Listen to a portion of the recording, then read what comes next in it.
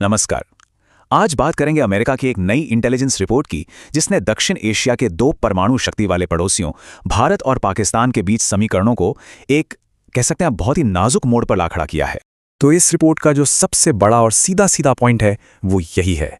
ये एक ऐसी बात है जो इस पूरे इलाके के जियोपॉलिटिक्स को एक अलग ही फ्रेम में डाल देती है। देखिए, US director of national intelligence की ये रिपोर्ट सिर्फ ये नहीं कहती कि तनाव है, नहीं, ये उसके पीछे की वजहों को भी गिनाती है। और एक बहुत बड़ी वजह है अफगानिस्तान के साथ पाकिस्तान के बिगड़ते रिश्ते, जिससे पूरे रीजन में अस्थिरता का खतरा बढ़ रहा है।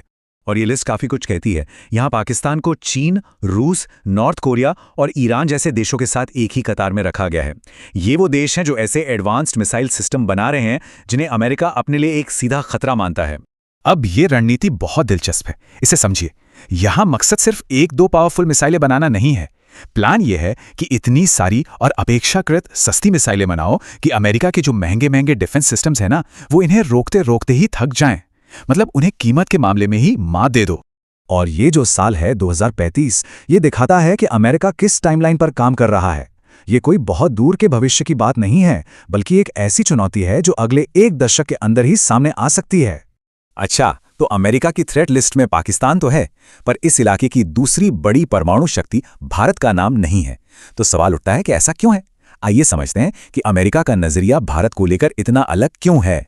बिल्कुल, ये सवाल तो आएगा ही, और रिपोर्ट इस बात को मानती भी है। लेकिन भारत के प्रोग्राम को लेकर अमेरिका का जो असेसमेंट है वो बिल्कुल अलग है। और ये टेबल इस फर्क को साफ साफ दिखाती है। दोनों ही देश एडवांस्ड मिलिट्री प्रोग्राम चला रहे हैं, लेकिन अमेरिका भारत को एक लॉन्ग टर्म पार्टनर की तरह देखता है और वहीं पाकिस्तान को एक संभावित खतरे के तौर पर। ये जो इंटेलिजेंस रिपोर्ट है, ये सिर्फ एक अंदरूनी एनालिसिस नहीं है। इसे पाकिस्तान के लिए एक तरह की पब्लिक या कहिए सॉफ्ट वार्निंग के तौर पर भी देखा जा रहा है। और जाहिर है पाकिस्तान की सरकार ने फौरन इस पर रिएक्ट किया। उन्होंने सारा ध्यान भारत के मिसाइल प्रोग्राम की तरफ मोड़ने की कोशिश की और दावा किया कि भारत की मिसाइलों की रेंज तो 12,000 किलोमीटर से भी ज्यादा है। तो इस रिपोर्ट के आने के बाद पाकिस्तान अब एक बहुत ही अहम मोड़ पर आ गया है।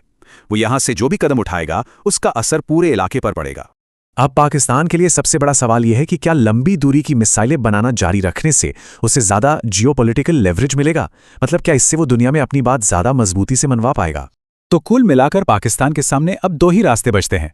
पहला, वो अमेरिका की चेतावनी को गंभीरता से ले और अपने मिसाइल प्रोग्राम को रोक दे, या फिर दूसरा रास्ता जो एक जुए की तरह है कि वो ये सब जारी रखे इस उम्मीद में कि इससे दुनिया में उसका रुतबा और बढ़ेगा। तो आखिर में सवाल यही है, पाकिस्तान कौन सा रास्ता चुनेगा? क्या वो तनाव कम करने की दिशा में जाएगा या फिर जियोपॉलिटिकल लेवरेज का दांव खेलेगा?